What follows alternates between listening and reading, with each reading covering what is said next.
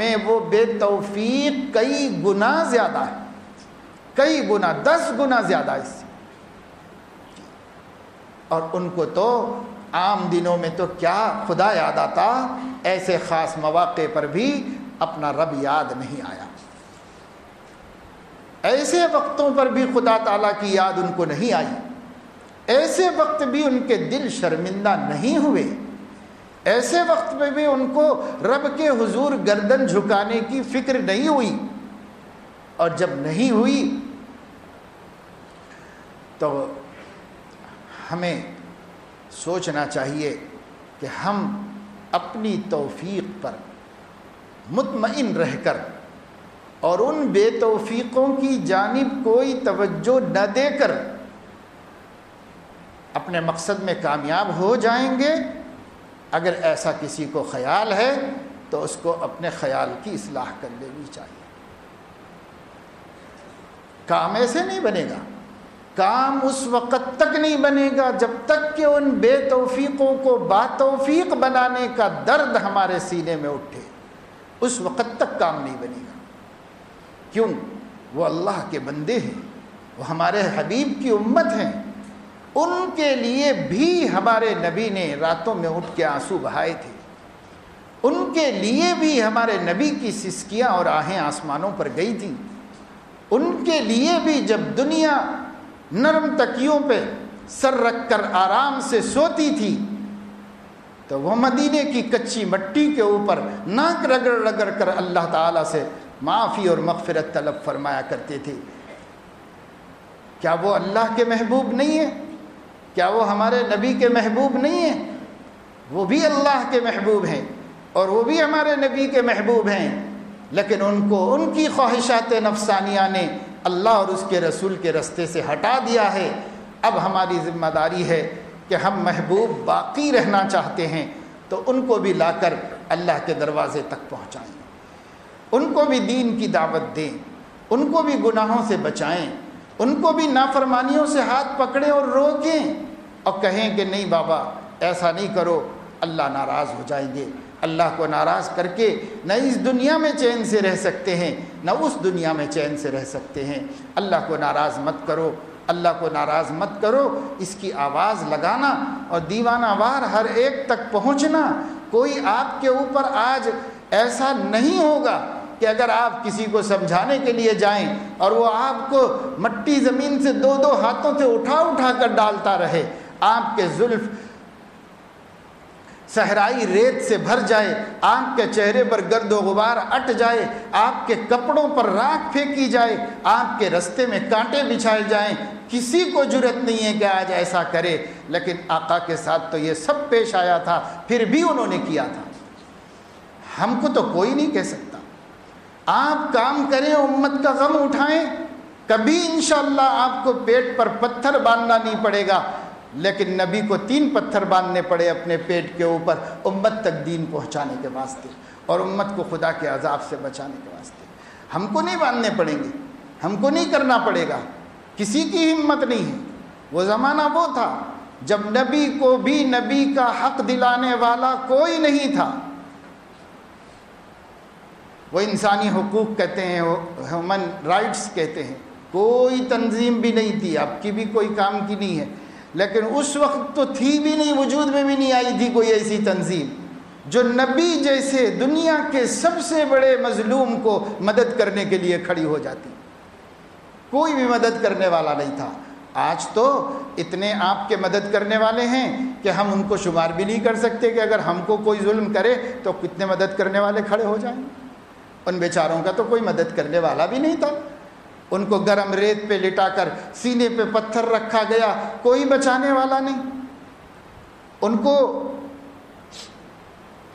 چٹائی میں لپیٹ کر کے دھواں دے کر دم گھٹانے کی کوشش کی گئی، کوئی ترس کھانے والا نہیں تھا ان کے اوپر۔ ان کو آگ میں داغا گیا تو کوئی پوچھنے والا نہیں تھا۔ بوڑھی ماں کو کھڑا کر کے بچوں کے سامنے 2 ٹکڑے کر دیا گیا تو کوئی رحم کرنے والا نہیں تھا۔ پھر بھی انہوں نے جو ذمہ داری دی گئی تھی اس میں کوتاہی نہیں کی۔ آج ہمارا حال یہ ہے ہم کچھ بھی امت کے واسطے کرنے کو تیار نہیں ہیں۔ ہماری زندگی کا پل پل، لمحہ لمحہ اپنے پیٹ کی پوجا میں گزر رہا ہے، اپنے تن من کی راحتوں میں گزر رہا ہے۔ کیا کریں کہ ہمارے جان کو راحت مل جائے، کیا کریں کہ ہمارا یہ جسم سڑنے گلنے والا اور کل تنے تنہا قبر میں پڑنے والا، اس کو آرام ملے، کیسے کیسے آرام پہنچائیں، کیسے کیسے آرام پہنچائیں۔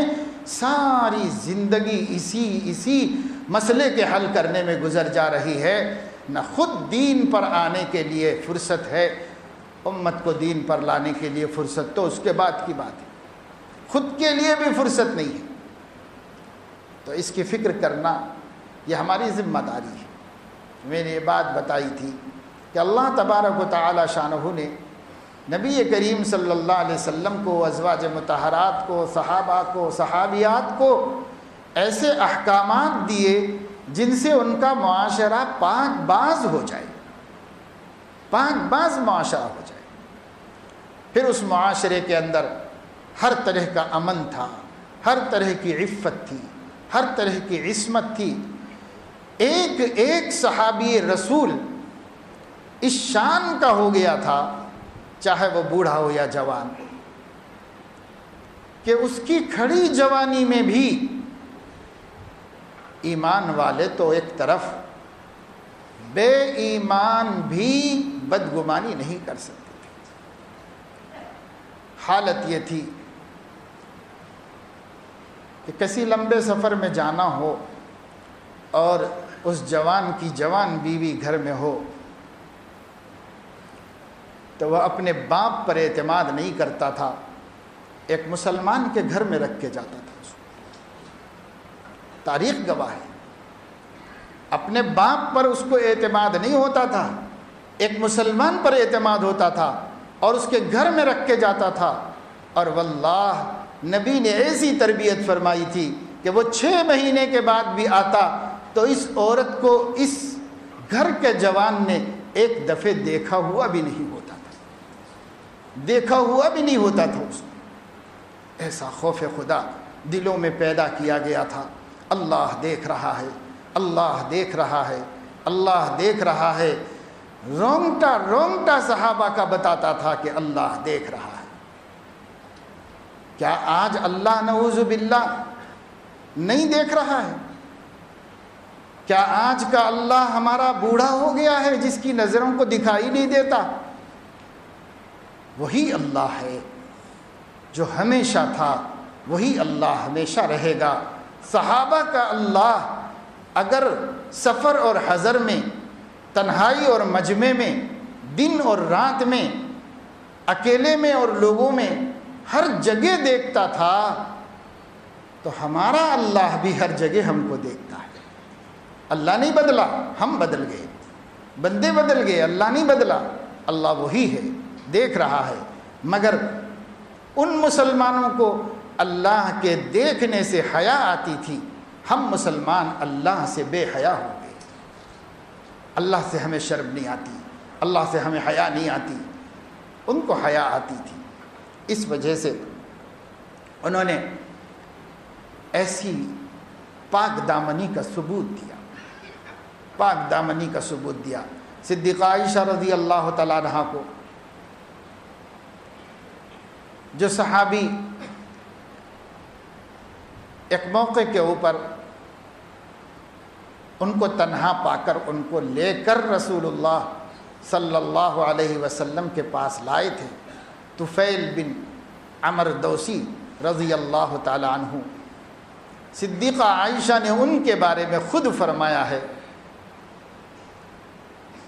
کہ چونکہ حجاب کی آیت نازل ہونے سے پہلے حضرت طفیل جو بوڑھے تھے حضرت عائشہ کو دیکھے ہوئے تھے، اور اس وقت حضرت عائشہ وہاں پر اگرچہ کہ چادر میں لپٹی ہوئی تھیں بہت احتیاط سے، مگر پڑے پڑے سو گئی تھی، آنکھ لگ گئی تھی ان کی۔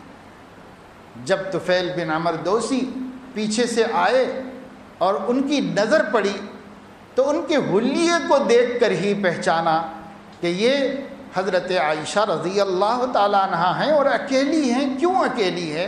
قافلہ تو اگلی منزل کے لیے چلا گیا ہے۔ تو ان کی زبان سے انا للہ نکلا. اور حضرت عائشہ فرماتی ہیں اس ایک آواز کے علاوہ جو ان کی زبان سے نکلا، مجھے نبی تک پہنچانے تک ان کی کوئی آواز نہیں سنی، کوئی آواز نہیں سنی. پورے سفر میں چپ چاپ رہے اور کوئی بات نہیں کی، خیریت تک دریافت نہیں کی، وجہ تک نہیں پوچھی کہ کیسے آپ پیچھے رہ گئے. بس اپنا اونٹ لے جا کر کے وہاں بٹھا دیا، دور جا کے کھڑے ہو گئے. اور جب وہ اونٹ پر حضرت عائشہ سوار ہو گئی تو چونکہ اس پہ ہودج نہیں تھا، وہ مردانہ سواری تھی، تو حضرت عائشہ اس پر جب بیٹھ گئی تو وہ اونٹ کو آگے چلاتے تھے، وہ خود پیچھے پیچھے چلتے تھے. اور یہ حضرت عائشہ نے سند دی ہے ان کے تقویٰ کی. اور طفیل بن عمر دوسی کہتے ہیں کہ میں نے نظر زمین سے نہیں اٹھائی جب تک کہ رسول اللہ کی امانت کو رسول اللہ تک نہیں پہنچا، کہیں میرا نفس تقاضا نہ کرے کہ میں دیکھوں. اس لیے میں نے اپنے نفس پہ بھروسہ نہیں کیا، اپنی نظر زمین پر ٹکا کے رکھا بس. تو میرے دوستو، مرد ایسے تھے، عورتیں ایسی تھیں، تقویٰ کا یہ مقام تھا، اللہ کا ڈر لگا ہوا تھا. دنیا کی کوئی طاقت، کوئی پولیس اور کوئی فوج اور کوئی قانون اور کوئی بادشاہ، کوئی پہلوان کسی کو یہ تقویٰ نہیں سکھا سکتا. یہ خوف خدا ہی ہے جو آدمی کو اس عمل کے اوپر لاتا ہے، اور کوئی چیز میں تاثیر نہیں ہے کہ آدمی کو اتنا پرہیزگار بنا دے، کسی چیز میں تاثیر نہیں. اور حضرت نبی کریم صلی اللہ علیہ وسلم نے ایک معاملے میں فرمایا تھا، حضرت عائشہ رضی اللہ تعالیٰ عنہا سے کوئی بات حضرت صفیہ رضی اللہ تعالیٰ عنہ سے کہنے کے بارے میں. تو حضرت عائشہ نبی پاک صلی اللہ علیہ وسلم بہت ناز کا معاملہ فرماتے تھے. عمر بھی ان کی کم تھی، دوسری ازواج مطہرات سے بہت چھوٹی تھیں. حضرت عائشہ رضی اللہ تعالیٰ عنہ کو سوکن پن غالب آیا اور انہوں نے کہا کہ میں وہ یہودی کی بیٹی سے یہ بات کہوں. تو حضور اکرم صلی اللہ علیہ وسلم کو ایک مسلمان کو تان کرنا، تانا دینا اتنا ناپسند ہوا، اتنا ناپسند ہوا کہ تمام بیویوں میں سب سے محبوب بیوی حضرت عائشہ رضی اللہ تعالیٰ عنہا، لیکن صرف ایک بولنے پر رسول اللہ صلی اللہ علیہ وسلم 3 مہینے تک حضرت عائشہ سے بات نہیں کی اور کہا تم مسلمان پر تان کرتی ہو، بہت برا کام کیا تم نے، بہت بری بات بولی. پھر معاف کر دیا حضور صلی اللہ علیہ وسلم. اس کے کچھ عرصے ہی کے بعد حضرت عائشہ رضی اللہ تعالیٰ عنہ پر منافقوں کے سردار نے تہمت لگائی. مشہور واقعہ ہے، منافقوں کے سردار نے تہمت لگائی. رسول اللہ صلی اللہ علیہ وسلم نے حضرت عائشہ رضی اللہ تعالیٰ عنہ کے بارے میں کچھ وقت گزرنے کے بعد، جب کوئی اللہ کی طرف سے رہنمائی نہیں آ رہی تھی اور حالات تو ایسے بن گئے تھے کہ گویا ہر زبان یہ کہہ رہی تھی کہ حضرت عائشہ نے نعوذ باللہ برا کام کیا ہے، اور وہ نبی کی بیوی تھی، صدیق کی بیٹی تھی. نبی خاموش، صدیق خاموش، خواص صحابہ نے زبانیں بند کر لی، عوام صحابہ کی زبان پہ بھی چل گئی بات، افواہ. اس وقت حضور صلی اللہ علیہ وسلم نے وحی میں تاخیر ہوئی تو کچھ اپنے خاص لوگوں سے رائے لی کہ کیا کرنا چاہیے مجھے، کیونکہ صحیح بات تو سامنے نہیں آئی اور منافقین نے الزام کو چلا دیا کہ لوگ اسی کو صحیح سمجھنے لگے. تب آپ نے حضرت علی سے پوچھا، حضرت اپنے غلام حضرت زید ابن حارثہ سے پوچھا.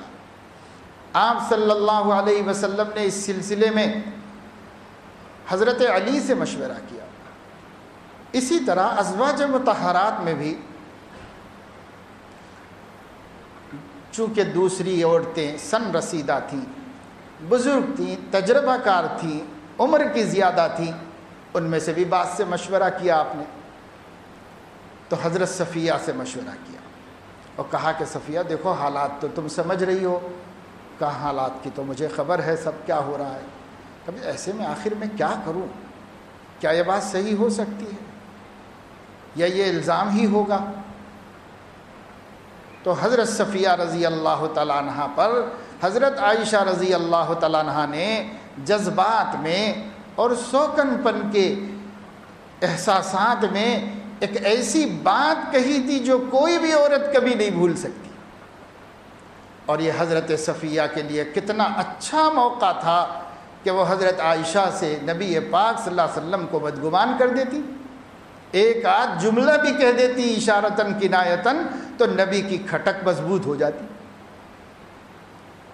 لیکن صفیہ, حضرت صفیہ رضی اللہ تعالی عنہا کی پاک دامنی, پاک دلی اور اخلاق کی بلندی کا یہ حال تھا کہ حضرت صفیہ نے فوراً رسول اللہ صلی اللہ علیہ وسلم سے کہا, اس ذات کی قسم جس کے قبضے میں میری جان ہے, یا رسول اللہ عائشہ کبھی ایسی غلطی نہیں کر سکتی, میں نے اس میں خیر کے علاوہ کوئی چیز نہیں دیکھی. یہ سوتنوں کے درمیان خوف خدا کیسے پیدا ہوا, کیسے پیدا ہوا؟ نبی پاک صلی اللہ علیہ وسلم نے سچ بولنا سکھا دیا تھا, سچ کے علاوہ کچھ بولنا جانتے نہیں تھے. سچی بات بتائی کہ عائشہ میں خیر کے علاوہ کچھ نہیں دیکھی اور میں کچھ نہیں جانتی کہ اس میں بھلائیوں کے کچھ عیوب بھی ہیں, کچھ شرارتیں بھی ہیں, کچھ خرابیاں بھی ہیں, میں نہیں جانتی اس کے بارے میں. آپ کو اس سے بہت اطمینان ہوا. پھر اللہ تعالیٰ کی وحی نے وہی بتایا جو حضرت صفیہ رضی اللہ تعالیٰ عنہ نے خبر دی تھی اپنے تجربے سے. اللہ نے اپنے علم غیب سے اس کی خبر نازل فرمائی. اللہ یہ چیز پیدا ہو عورتوں کے درمیان میں, آپس میں, سگی بہنوں کے درمیان میں, اگر سوتنوں کے درمیان میں یہ اعتماد پیدا ہو سکتا ہے, یہ صدق و صفا کا ماحول بن سکتا ہے, سگی بہنوں کے درمیان کیوں نہیں بن سکتا؟ آج سگی بہنوں کے درمیان ایسی ایسی نفرتیں, ایسے ایسے جھگڑے اور ایسے ایسے فسادات ہیں کہ بھائی اپنے حد تک بھی نہیں رکھے ہوئے ہیں. اپنی اپنی نسلوں اور اپنی اپنی اولادوں کو جاہلیت کے لوگوں کی طریقے سے وصیتیں کر رہی ہیں, تاکیدیں کر رہی ہیں, ان کے گھر میں نہیں جانا, ان سے نہیں ملنا, ان کے بچوں کے ساتھ نہیں رہنا, ان کو سلام بھی نہیں کرنا. اگر کر دیتے ہیں تو روٹھ جاتے ہیں, ناراض ہو جاتے ہیں. نبی روٹھے تھے تو ایک غلط کام پر روٹھے تھے, آج امتی روٹتے ہیں اچھے کاموں کے اوپر روٹتے ہیں, نیکی کے کاموں کے اوپر روٹتے ہیں. کیوں ایسا؟ اس وجہ سے کہ خوف خدا نہیں ہے. آج ہماری بہنیں اللہ سے ڈرنے والی بن جائیں, حساب کے دن کا احساس پیدا ہو جائے, اللہ کے سامنے کھڑے ہونے کا احساس پیدا ہو جائے. وَلِمَنْ خَافَ مَقَامَ رَبِّهِ جَنَّتَانِ فَبِأَيِّ آلَاءِ رَبِّكُمَا تُكَذِّبَانِ. جو رب کے سامنے کھڑے سے ڈرتے ہیں ان کے لیے ہم دو جنتیں رکھے ہوئے ہیں, تم اللہ کی کس کس نعمت کو جھٹلاؤ گے؟ کیوں نہیں ڈرتی آج ہماری بہنیں اللہ سے؟ کیوں خوف خدا نہیں پیدا ہوتا؟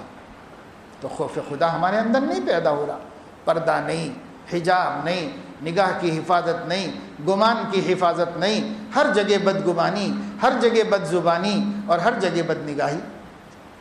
تب کیسے کام چلے گا؟ میرے دوستو, معاشرہ نہ تقریروں سے درست ہوگا نہ کتابوں سے درست ہوگا, معاشرہ تو ہماری سچی توبہ سے درست ہوگا. ہماری سچی توبہ جو ہمیں لوٹا دے. لیکن آج ہم توبہ کرنے کے لیے تیار نہیں. حجاب, نماز, کوئی چیز کی طرف بھی آنے کے لیے ہم تیار نہیں. مردوں میں بھی نماز ختم ہوتی چلی جا رہی ہے. مسجدیں تو بہت شاندار بن رہی ہیں لیکن نمازیں کم ہوتے چلے جا رہے ہیں. مسجدیں مرثیہ خواہ ہیں کہ نمازی نہ رہے, یعنی وہ حامل اوصاف حجازی نہ رہے. مسجدوں کے اندر کہاں ہیں؟ آتے بھی ہیں تو بس ایک مشین کی طرح داخل ہوئے اور ایک مشین کی طرح مسجد سے نکل گئے. تعلق مع اللہ, عبادت میں جی لگے, کچھ دیر مسجد میں بیٹھیں, اللہ تبارک و تعالی شانہ کو یاد کریں، دعا جی لگا کے کریں، اللہ کا تھوڑا ذکر کریں۔ آئے ہیں بھائی تو 10-5 منٹ لگا کے جائیں اللہ کے گھر میں، نہیں، فرضوں میں آ رہے ہیں اور فرضوں سے نکل کے چلے جا رہے ہیں۔ پہلے کی سنتوں کا بھی کوئی مقام نہیں رہ گیا، بعد کی سنتوں کا بھی کوئی مقام نہیں رہ گیا۔ حالانکہ علماء اس بات پر متفق ہیں کہ 12 رکعتیں سنت مؤکدہ ایسی ہیں 5 نمازوں کے آگے پیچھے کہ نبی نے اسے کبھی ترک نہیں فرمایا، صحابہ نے کبھی ترک نہیں فرمایا، اولیاء نے کبھی ترک نہیں کیا، فقہاء نے نہیں چھوڑا، محدثین نے نہیں چھوڑا، کسی زمانے کے مسلمانوں نے نہیں چھوڑا۔ 20-25 سال پہلے کے مسلمان بھی کبھی نہیں چھوڑتے تھے، لیکن آج کا مسلمان فرض میں آتا ہے، فرض سے نکل کے چلا جاتا ہے۔ نماز کیا ہے؟ جمعہ کا دن ہے، خطبہ شروع ہونے کے بعد آتا ہے، خطبے میں سے چلا جاتا ہے، نماز ختم ہوتے ہی نکل جاتا ہے۔ بعض 1 رکعت ہونے کے بعد آتے ہیں، بعض 2 رکعت ہونے کے بعد آتے ہیں، اور جیسے سلام پھیرا تو یہ نہیں سوچا کہ میں سب سے اخیر میں آیا ہوں تو سب سے اخیر میں نکلوں گا، نہیں، سب سے اخیر میں آیا ہے اور سب سے پہلے مسجد سے چلا جائے گا، سب سے پہلے۔ کیوں؟ نماز جی لگا کے پڑھنا ہو۔ بہت سے لوگ ہیں بھائی نماز جی لگا، اوپر مسجد خالی رہتی ہے، جا کے نماز پڑھ سکتے ہیں، اس مسجد کی بات کہہ رہا ہوں، اوپر جا کے سکون سے بیٹھ کے خطبہ سن کے نماز پڑھ کے سکون سے اطمینان سے سنتیں پڑھ کے جا سکتے ہیں۔ اور جن کو یہ سب کرنا ہوتا ہے وہ چلے بھی جاتے ہیں، جب نیچے نہیں جگہ دکھتی تو اوپر چلے بھی جاتے ہیں۔ لیکن جو نماز پڑھنا ہی نہیں چاہتے ہیں، وہ صرف فرض تڑخانے کے لیے آئے ہیں، تو وہ باوجود نیچے جگہ نہ ہونے کے بھی صرف امید پر کہ کہیں ہم کو سر ٹیکنے کی جگہ مل جائے کھڑے رہتے ہیں۔ اس لیے کھڑے رہتے ہیں کہ نماز تھوڑی پڑھنے کے لیے آئے ہیں، فرض سر پہ سے اتارنے کے لیے آئے ہیں۔ اگر نماز پڑھنے کے لیے آئے ہوتے تو بھائی نماز کے لیے تو مسجد میں ماشاءاللہ کافی جہاں سکون کی جگہ آدمی ڈھونڈتا ہے کہ کہیں ذرا سکون سے بیٹھ جاؤں، سکون سے خطبہ سنوں، سکون سے سنتیں پڑھوں، فرض پڑھوں، پھر سنتیں پڑھوں، دعا اطمینان سے مانگ لوں، اس لیے کہ میں عبادت کرنے کے لیے آیا ہوں۔ عبادت اور چیز ہے دوستو، اس کو تو نبی نے منافق کی نماز فرمایا ہے۔ صحیح حدیث میں آیا ہے، اللہ کے نبی صلی اللہ علیہ وسلم نے فرمایا، تلک صلاۃ المنافق ینقر کنقر الدیک، یہ منافق کی نماز ہے، مرغے کی ٹھونگوں کی طرح ٹھونگے مار کے چلا جاتا ہے۔ مومن کی نماز یہ ہے کہ اس کو سجدے سے سر اٹھانے کا جی نہیں چاہتا، اس کو رکوع سے کھڑے ہونے کا جی نہیں چاہتا، اس کو قیام میں قرت مختصر کرنے کا جی نہیں چاہتا، مجبوری کی وجہ سے نماز ختم کر کے اپنے کام دھندے کی طرف جاتا ہے، اور جب جاتا ہے تو دل مسجد میں چھوڑ کے جاتا ہے، صرف جسم لے کے جاتا ہے۔ فرمایا رسول اللہ صلی اللہ علیہ وسلم نے، سبعۃ یظلھم اللہ یوم لا ظل الا ظل عرشہ، قیامت کے دن جب سوائے عرش کے کہیں سایہ نہیں ہوگا، 7 قسم کے لوگوں کو عرش کے سائے میں اللہ پاک جگہ دے گا۔ اس میں سے ایک امام عادل، ظلم نہیں کرنے والا بادشاہ، اور امام کہتے ہیں امیر کو، ہر اس شخص کو جو کچھ لوگوں کے اوپر بڑا بنایا گیا ہے۔ اس طرح جیسے بادشاہ کو امام کہا جاتا ہے، امیر المومنین کو امام کہا جاتا ہے، اسی طریقے سے باپ کو بھی امام کہا جاتا ہے۔ وہ صدر خاندان، وہ امام ہے اپنے خاندان کا۔ وَجَعَلْنَا لِلْمُتَّقِينَ إِمَامًا، کہا کہ میرے پورے گھر والوں کو متقی بنائیے، کیونکہ میں امام البیت ہوں، تو میرے سب لوگ متقی ہوں گے تو میں متقیوں کا امام ہوں، اور سب لوگ فاسق فاجر ہوں گے تو میں فاسقوں کا امام ہوں۔ تو ایک باپ بھی امام ہے، امام عادل، جو عدل کرنے والا باپ ہے، جو عدل کرنے والا بادشاہ ہے، جو عدل کرنے والا امیر ہے، جو عدل کرنے والا استاذ ہے، جو عدل کرنے والا حاکم ہے۔ یہ عادل، اس کو اللہ اپنے عرش کے سائے میں جگہ عطا فرمائے، اپنے عرش کے سائے میں اللہ پاک جگہ عطا فرمائیں گے۔ یہ عدل کرنے والے لوگ ہیں، ہر ایک کو اپنے ماتحتوں سے عدل کرنا چاہیے۔ اور جتنے ہمارے بھائی بزنس تجارت کرنے والے، کاروبار کرنے والے ہیں، اور ان کے تحت کمپنی میں، دکان میں، فرم میں، شو روم میں جتنے کام کرنے والے ہیں ان کے ساتھ بھی عدل کرنے کا حکم ہے، کیونکہ آپ ان کے امام ہیں، اور عدل میں یہ بھی داخل ہیں کہ ان سب کو نمازی بنائیں۔ ان سب کو نمازی بنانا اس کمپنی کے اونر کی ذمہ داری ہے۔ ٹائم مقرر کریں، کام کے حساب سے ترتیب بنائیں کہ بھئی میں اس وقت میں پڑھوں گا، آپ لوگ اس وقت میں پڑھو، آپ اس وقت میں پڑھو، ترتیب بناؤ، چاہے اپنا کام بھی نہ خراب ہو، کوئی ضروری نہیں۔ لیکن کوئی بے نمازی مسلمان نہ رہے۔ ہر مسلمان جو ہمارے تحت کام کر رہا ہے، اگر اس نے نمازیں نہیں پڑھی تو وہ تو جواب دے گا اللہ کو، ہمیں بھی جواب دینا پڑے گا، ہمیں بھی اللہ کو جواب دینا پڑے گا۔ کلکم راع وکلکم مسئول عن رعیتہ، پوچھا جائے گا تم سے تمہارے بارے میں بھی اور تمہارے ماتحتوں کے بارے میں بھی پوچھا جائے گا۔ وہاں حیدرآباد ہی میں کہیں ادھر نیو سٹی میں کسی جگہ سے ہم گزر رہے تھے، ایک جگہ نماز پڑھنے کے لیے مسجد میں رکے تو جو ہمارے رہبر تھے انہوں نے ایک صاحب سے مصافحہ کرایا، نوجوان آدمی تھے، تیزی سے مسجد کی طرف آ رہے تھے عشاء کی نماز کے واسطے، تو انہوں نے مصافحہ کرایا، وہ مصافحہ کرا کے مسجد میں چلے بھی گئے۔ جانے کے بعد ان صاحب نے بتایا کہ یہاں قریب میں ان کی ایک کمپنی ہے، کوئی کارخانہ ہے، کچھ اب یاد نہیں رہا مجھے کیا بنتا، اس کے اندر کوئی کمپنی ہے، اور اس میں قریب 300 آدمی کام کرتے ہیں، اور ان میں سے ایک بھی ایسا نہیں ہے جو نماز نہیں پڑھتا، کیونکہ یہ خود نماز مسجد میں تکبیر اولیٰ سے پڑھتے ہیں جماعت سے، پہلے کی سنتیں بعد کی سنتیں پڑھتے ہیں، اور سب کی ٹیمیں بنا دیں، 10 آدمی پڑھیں گے، پھر 10 پڑھیں گے، پھر 10 پڑھیں گے، کوئی بھی ان کے کارخانے میں رہے اور نماز نہ پڑھے یہ نہیں ہو سکتا، بلکہ قاریوں کو مقرر کر کے ان کی تجوید کا، قرآن سیکھنے کا بھی انتظام انہوں نے کرا۔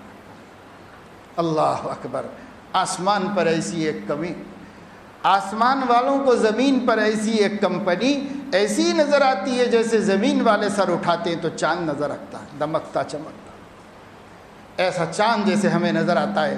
فرشتوں کو زمین پر کچھ ایسی جگہ نظر آتی ہیں جہاں اللہ کی عظمت سے سودا نہیں کیا گیا، اللہ کی عظمت کا خیال رکھا گیا۔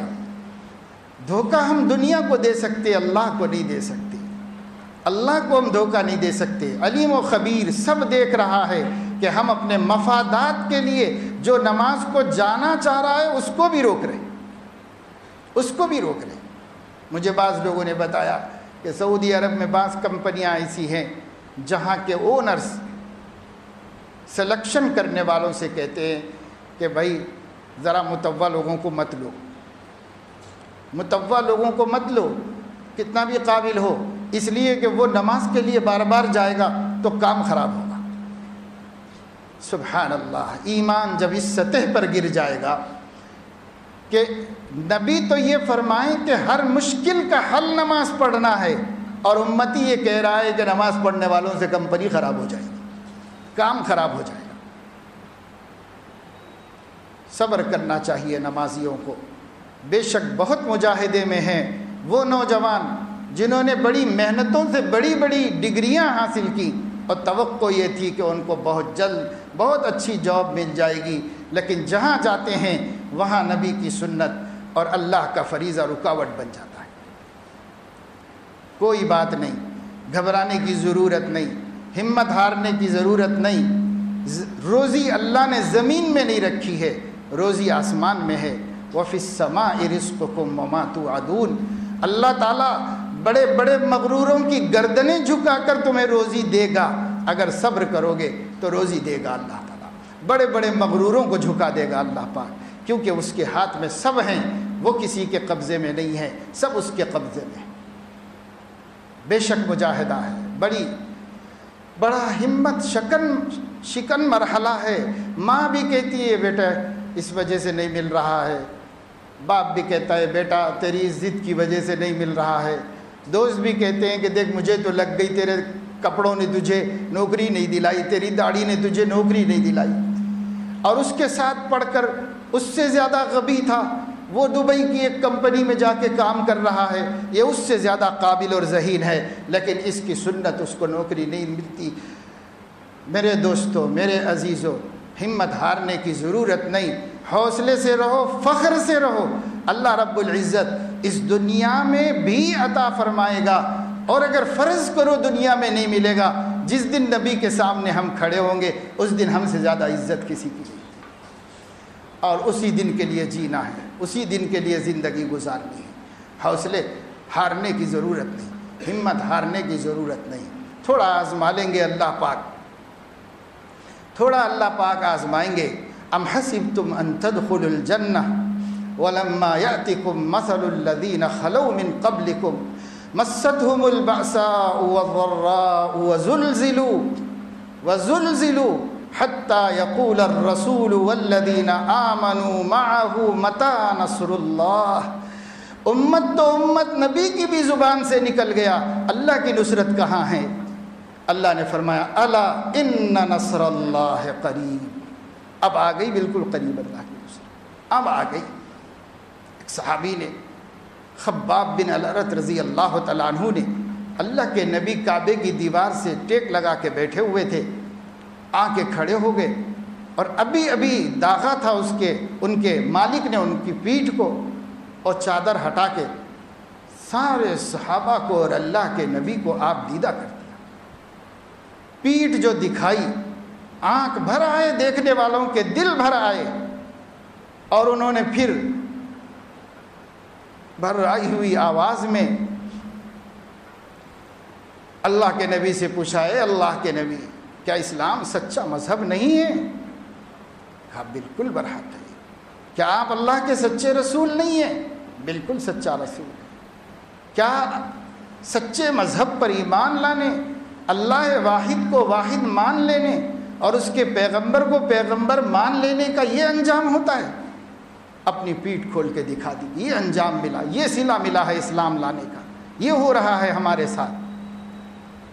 تو اللہ کے نبی ٹیک لگا کے بیٹھے ہوئے تھے، سیدھے بیٹھ گئے، اور آپ نے ارشاد فرمایا، خدا کی قسم، ایمان کی حفاظت کے لیے تم سے پہلے لوگوں کے لوہے کے کنگھوں سے جسم سے زندہ انسانوں کے گوشت نوچ دیا گیا، لوہے کی کنگھیاں بنا کے زندہ انسانوں کے جسم سے گوشت نوچ دیا گیا تھا، اور کسی کے سر پہ آرا رکھ کے 2 ٹکڑے کر دیا گیا تھا، اور کسی کی گردن اڑا دی گئی تھی، اور کسی کو آگ میں بھون دیا گیا تھا، لیکن انہوں نے ایمان باقی رکھا، ہر چیز کی قربانی دی، لیکن وہ ایمان کا سودا نہیں کیے۔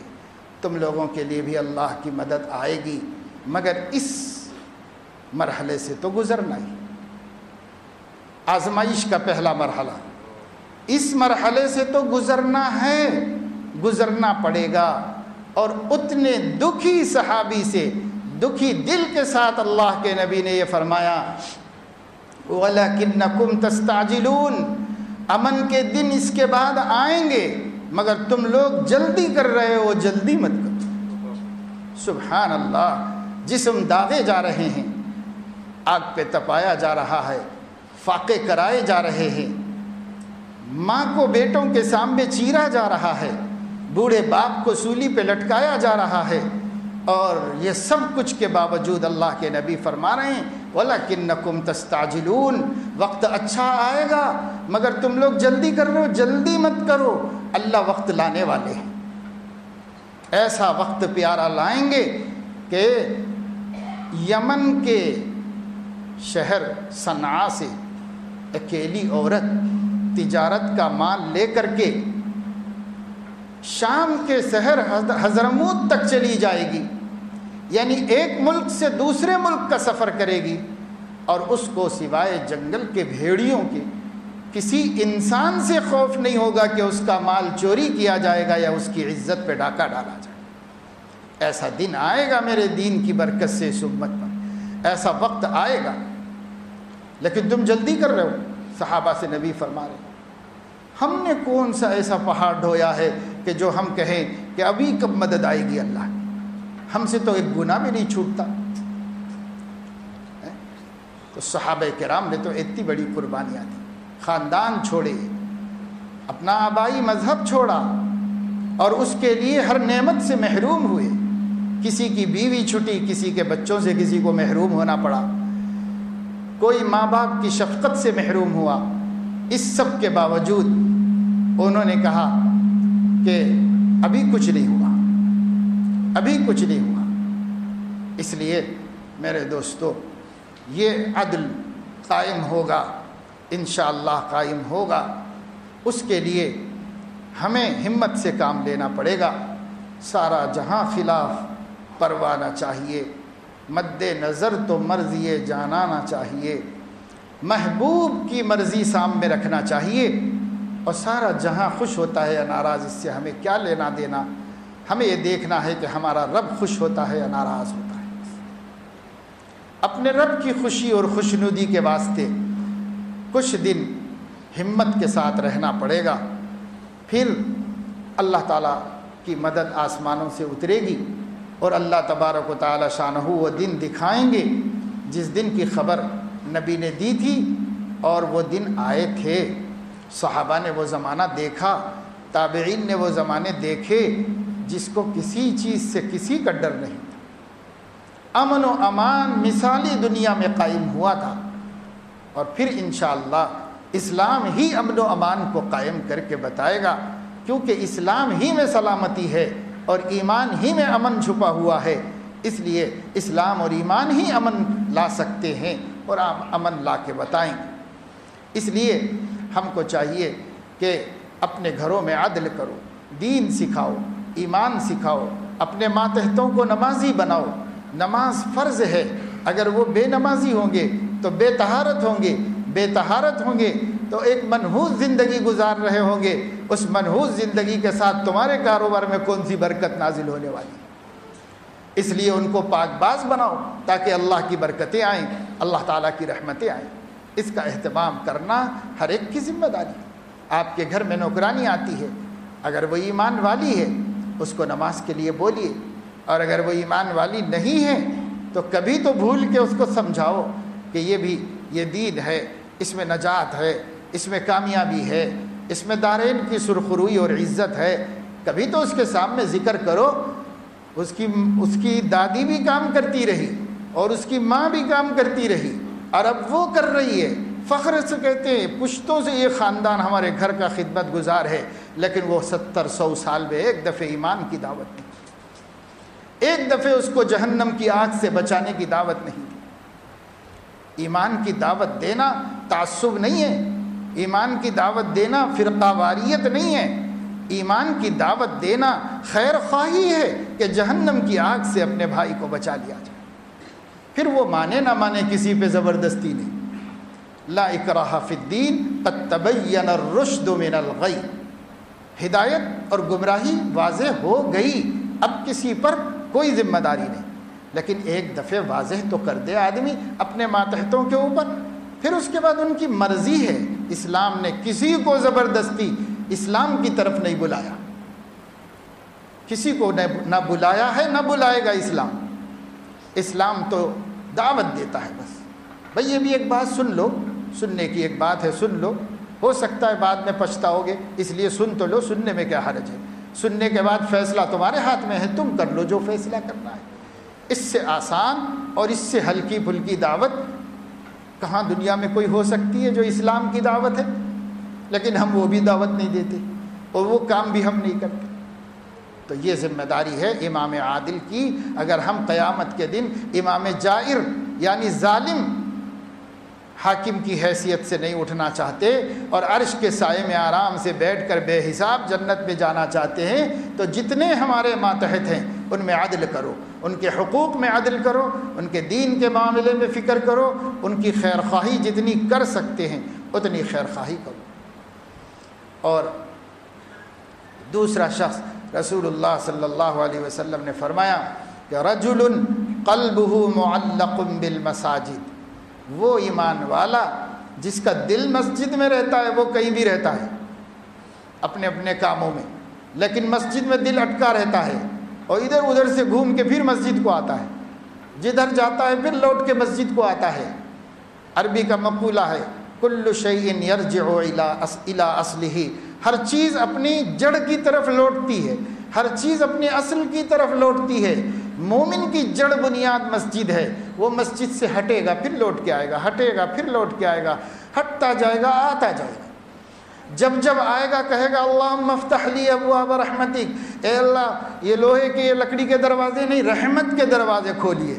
بندہ آیا ہے رحمت لینے کے واسطے تو اس کے لیے رحمت کے دروازے کھل جاتے ہیں۔ اور جب نماز پڑھ کے نکلتا ہے تو جاتے جاتے بول کے جاتا ہے کہ اے اللہ اللہم انی اسألک من فضلک، روزی کے دروازے کھول دیجئے۔ ادھر جا رہا ہوں بازار میں، روزی کے دروازے، فضل جو ہے روزی کو کہا جاتا ہے اکثر، اللہم انی اسألک من فضلک، اب فضل روزی کا دروازہ کھول دیجئے، ادھر آسانی سے روزی مل جائے مجھے۔ اور پھر واپس آتا ہے پھر کہتا ہے اے اللہ رحمت کا دروازہ کھول دیجئے، تو یہ دن بھر 5 دفعے کرتا ہے۔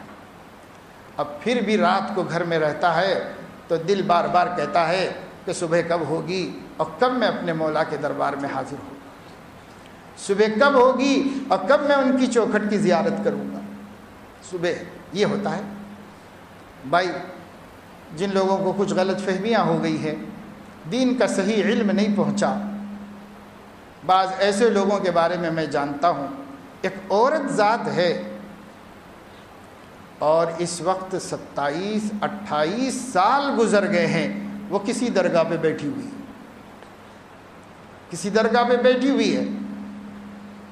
اس کے بھتیجے نے مجھے بتایا کہ ہماری پھپھو جو ہیں وہ قریب 30 سال ہو رہا ہے، ایک درگاہ پہ گئی تھی جوانی میں، اب بوڑھی ہو رہی ہے مگر وہی رہتی ہے، وہی بیٹھی رہتی ہے، اور یہ کہتی ہے کہ جب تک خواجہ کا حکم نہیں ہوگا میں گھر نہیں جا سکتی۔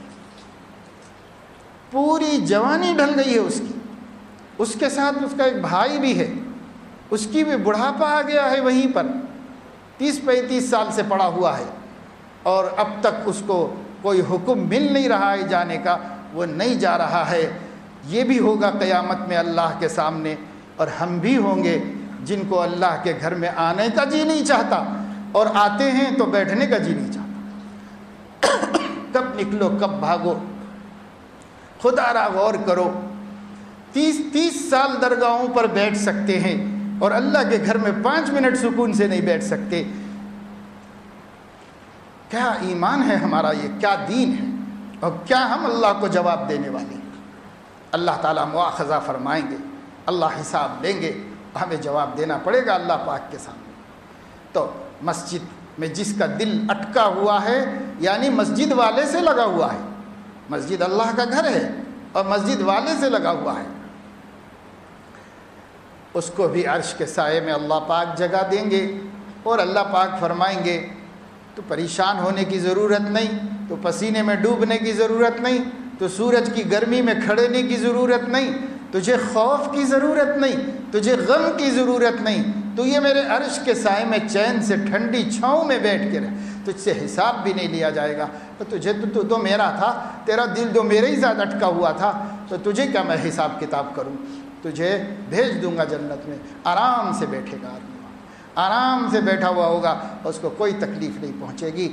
ہمارے دل مسجد سے جڑ جائیں دوستو، دلوں کو مسجد سے جوڑ لیجئے، مسجد سے ایسا جوڑ لیجئے کہ مسجد سے جاتے وقت دل غمگین ہو اور مسجد کی طرف آتے وقت دل خوشی سے بے قابو ہو رہا۔ کہاں جا رہے ہیں؟ مولا کریم کی بارگاہ میں جا رہے ہیں، ارحم الراحمین کی درگاہ میں جا رہے ہیں، سب سے بڑے محسن اور سب سے بڑے مالک کے پاس پہنچ رہے ہیں۔ وہ پیار جو نہ ماں کی گود میں ہے، اور وہ پیار نہ جو باپ کے سائے میں ہے، اور وہ پیار نہ جو بیوی کے بازو میں ہے، اور وہ پیار جو نہ دوستوں کی چاہت میں ہے، ایسا پیار اللہ کے پاس ہے۔ اس پیار کو لینے کے لیے ہم جا رہے ہیں۔ اس وقت بندے کا آنا مسجد کی طرف خوشی سے معمور کر رہا ہو دل کو، اور جانا مغموم کر رہا ہو ہمارے دل کو، تو ایسے بندے کو اللہ رب العزت بنا حساب کتاب جنت میں داخل فرما دے۔ ہم بھی اپنا جائزہ لیں اور ہم کوشش کریں کہ ہم سابقون بالخیرات میں آ جائیں، اس کے لیے ہم کوشش کریں، اس کے لیے ہم فکر کریں۔ صحابہ کرام کا یہی حال تھا اور اہل اللہ کا یہی حال تھا، ہم بھی اپنا یہ حال بنائیں۔ اور تیسری بات یہ فرمائی گئی ہے کہ رجلان تحابا فی اللہ اجتمعا فی اللہ وافترقا فی اللہ. فرمایا کہ وہ دو مسلمان جو آپس میں اللہ کی وجہ سے محبت رکھتے ہیں، اللہ کی وجہ سے، کوئی غرض و غایت نہیں، صرف اللہ کی وجہ سے محبت رکھتے ہیں، ملتے ہیں تو رضا الہی کے واسطے ملتے ہیں، جدا ہوتے ہیں تو رضا الہی کے واسطے جدا ہوتے ہیں. تو میں یہ بھی ایسے سچے پکے مخلص لوگ ہیں کہ ان لوگوں کو بھی اللہ تعالیٰ بے حساب جنت میں داخل کرے اور عرش کے سائے میں اللہ تعالیٰ ان کو رکھے گا. اور فرمایا رسول اللہ صلی اللہ علیہ وسلم نے، شاب نشأ فی عبادت اللہ. چوتھا آدمی وہ ہے کہ اس کی جوانی اللہ کی بندگی میں کٹ گئی. بوڑھے ہو کے تو بہت لوگ اللہ کے بندے بنتے ہیں، لیکن کچھ بندے خوش قسمت ایسے ہیں جن کی جوانی اللہ تعالیٰ کی بندگی میں اور اللہ تعالیٰ کی عبادت میں گزرتی ہے. صحیح نہیں ہوگا؟ ایسے اللہ کے بندے کچھ ہیں خوش قسمت، جوان ہیں لیکن وہ اپنی جوانی کو برباد نہیں کر رہے. انہوں نے سوچا کہ جوانی کا ایک مصرف یہ ہے کہ مال کے پیچھے لگایا جائے، ایک مصرف یہ ہے کہ جاہ کے پیچھے لگایا جائے، ایک مصرف یہ ہے کہ شہرتوں کے پیچھے لگایا جائے، ایک مصرف یہ ہے کہ شہوتوں کے پیچھے لگایا جائے، اور ایک مصرف یہ ہے کہ اپنے پیدا کرنے والے خالق و مالک کی بندگی میں لگایا جائے. تو ان کی حب خداوندی اور عظمت الہی نے یہ فیصلہ کیا وہ سب بیکار مصرفیں ہیں، میری جوانی کا بہترین مصرف اللہ کی بندگی ہے، لہذا میں اللہ کی بندگی میں لگا دوں گا. تو اس نے پوری جوانی اللہ کی بندگی میں لگائی. اللہ فرمائے گا تو نے اپنی زندگی کا سب سے قیمتی حصہ مجھے دیا ہے، آج میں تجھے یہاں کھڑا کر کے حساب کتاب کراؤں گا، یہ تیرے گناہوں کو پوچھنے بٹھاؤں گا. اللہ تعالیٰ فرمائیں گے یا میرے عرش کے نیچے بیٹھو، جب وقت آئے گا بے حساب جنت میں بھیج دوں. اللہ تعالیٰ اس کو بے حساب جنت میں بھیج دے گا. پھر فرمایا پانچواں آدمی وہ ہے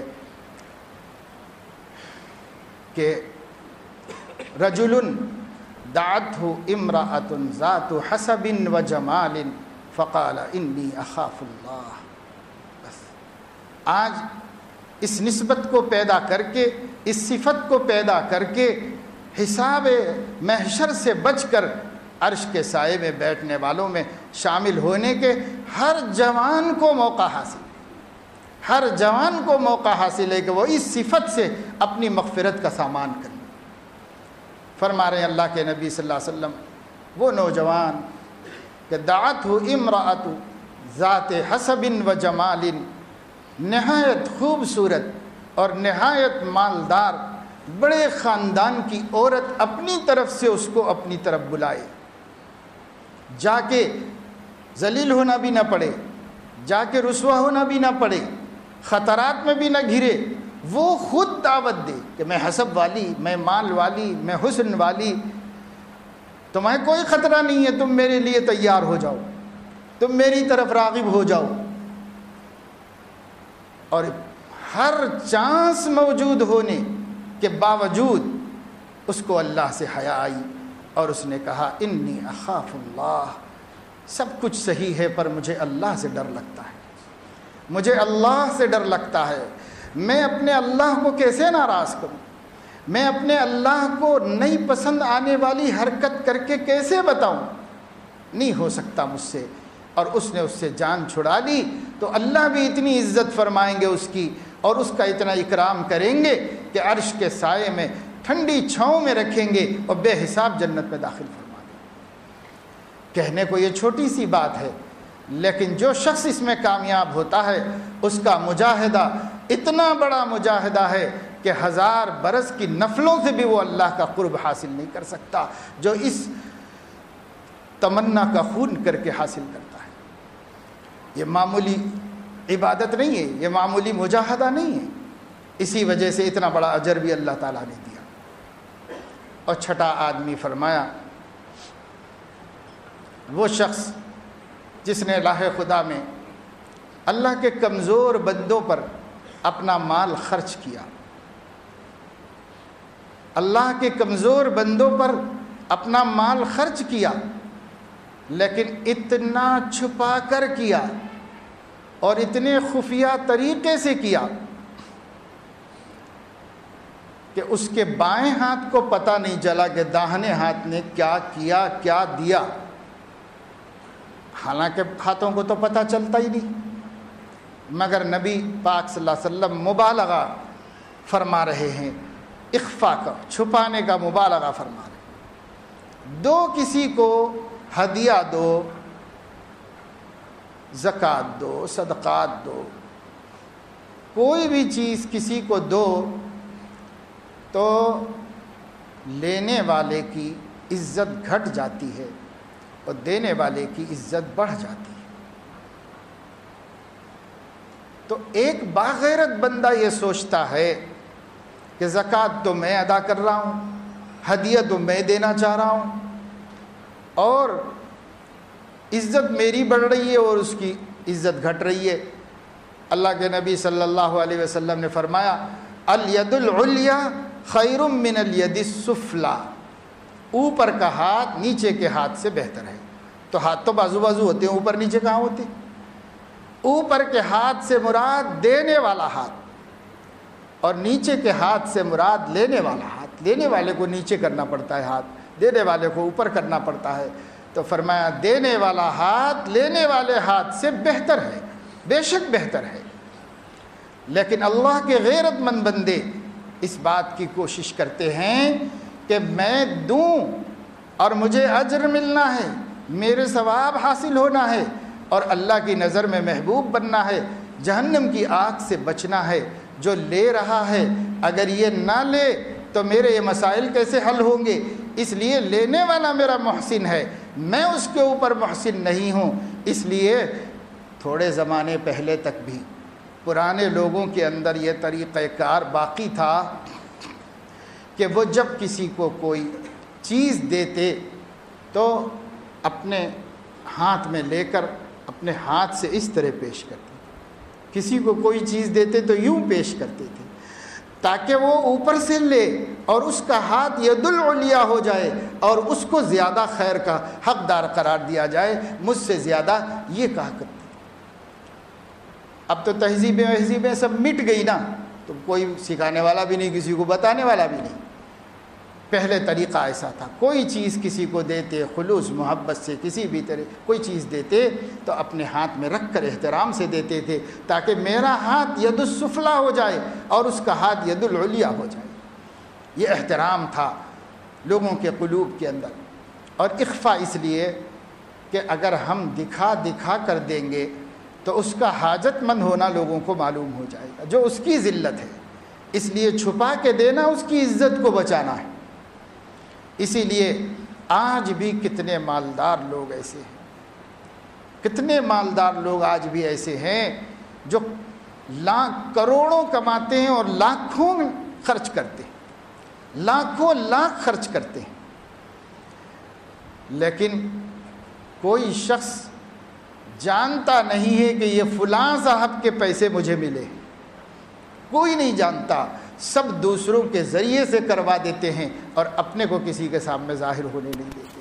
وہ یہ شرف حاصل کرنا چاہتے ہیں کہ داہنے ہاتھ کو بائیں ہاتھ کو پتہ نہ چلے کہ داہنے ہاتھ نے کیا خیرات کیا ہے، بس اللہ دیکھ لے کہ اس بندے نے کیا ہے، اس بندے کے ذریعے چولہے جلے، اس بندوں کے ذریعے سے بیواؤں کے سر پہ دوپٹے آئے، اس بندے کے ذریعے سے یتیموں کے گھر تعلیم و تربیت کا سامان ہوا، اس بندے کے ذریعے سے ہزاروں نہیں لاکھوں کے مسئلے حل ہوئے، کتنے قیدی رہا ہوئے اور کتنے مصیبت زدوں کی مصیبتیں دور ہوئیں اور کتنوں کے مسائل کو اس نے حل کیا اور کتنے بیماروں کا علاج اس کے سرمایہ سے ہوا۔ لوگ زید کو، عمر کو، بکر کو واسطوں کو فاصلوں کو جانتے ہیں، لیکن اصل خرچ کرنے والا کسی کو نہیں معلوم سوائے اللہ کے کہ یہ دے کون رہا ہے، اور یہ پیسہ اس تک کیسے پہنچا، کس نے پہنچایا۔ اپنے کو اتنا چھپایا، اتنا چھپایا، اتنا نہ صحیح، کم از کم آدمی اتنا تو کرے کہ بھائی خود ہی دے، مگر کسی تنہائی کی جگہ پر دے، تنہائی کی جگہ پر دے۔ آج ہم تنہائی کی جگہوں پر نہیں دیتے، ذلت و رسوا۔ ہدیے ہے، اپنے بڑوں بزرگوں کو ہدیہ دینا بھی نہیں آتا۔ علماء نے لکھا کہ ہدیے کا ادب اخفا ہے، چھپا کے دو۔ کیا تم سارے مجمع کو بتانا چاہ رہے ہو کہ تم ان کے خیر خواہ ہو، یا اللہ کو بتانا چاہ رہے ہو کہ آپ کو ایک نیک بندہ سمجھتا ہوں، آپ کے اس بندے کی میں خدمت کر کے آپ کو خوش کرنا چاہتا ہوں؟ کیونکہ اللہ تعالیٰ نے فرمایا وجبت محبتی للمتحابین فی والمتجالسین فی والمتبازلین فی۔ حدیث قدسی ہے، اللہ فرما رہے میری محبت لازم ہے ان بندوں کے لیے جو میری محبت کی وجہ سے ایک دوسرے پر خرچ کرتے ہیں اور ایک دوسرے کے ساتھ بیٹھتے ہیں۔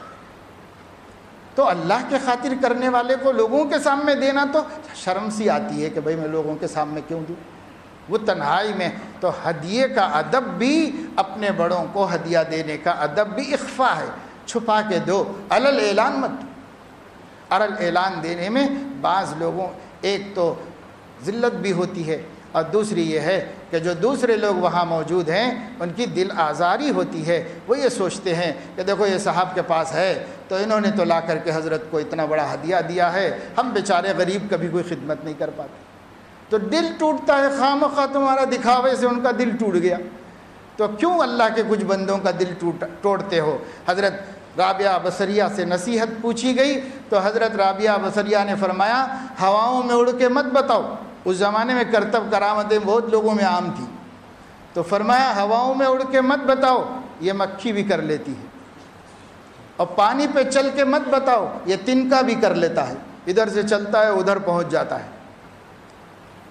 دلوں کو ٹوٹنے سے بچاؤ کہ یہ انسان کرتے ہیں، انسان کرتے ہیں۔ ہوا میں مت اڑو مگسے باشی، اور دریا پہ چل کے مت دکھاؤ کہ خسے باشی، دل بدستار کے کسے باشی۔ انسان بننا ہے تو دوسرے کا دل مت دکھاؤ، انسان بننا ہے تو کسی کے دل شکنی کے تم سبب نہ بنو۔ آج تو حماقتوں سے دل توڑے جا رہے ہیں، حماقتوں سے، بیچارے کا کوئی قصور بھی نہیں، صرف حماقتوں سے دل توڑے جا رہے ہیں۔ تہذیب محمدی جب تک آئے گی نہیں ہم ان مصیبتوں سے نجات پائیں گے نہیں۔ اور آخری صنف، قسم، اللہ کے نبی صلی اللہ علیہ وسلم نے یہ ارشاد فرمائی رجل ذکر اللہ خالیا ففاضت عیناہ۔ وہ آدمی جو اکیلے میں اللہ کو یاد کیا تو آنکھیں بہہ پڑی۔ ظاہر ہے کہ اللہ کی سچی محبت کے علاوہ کوئی اور اس کا سبب نہیں ہو سکتا۔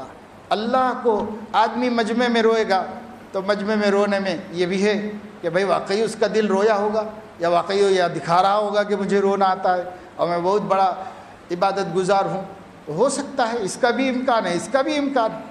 لیکن اللہ کے نبی فرما رہے ہیں کہ رجل ذکر اللہ خالیا، اکیلے میں اللہ پاک یاد آ گئے تو اللہ کی محبت کی وجہ سے یا اللہ کی خشیت کی وجہ سے ففاضت عیناہ، اس کی آنکھ بہہ پڑی۔ اسی وجہ سے حدیث میں آتا ہے کہ اللہ نے ایک ایسے بندے کو بھی جہنم سے نجات عطا فرما دی جس کی پوری زندگی میں ایک مرتبہ اللہ کے خوف سے آنسو نکلا تھا، اور وہ آنسو پورا بھی نہیں تھا کہ باہر چھلک جائے، آنکھی میں رہ گیا۔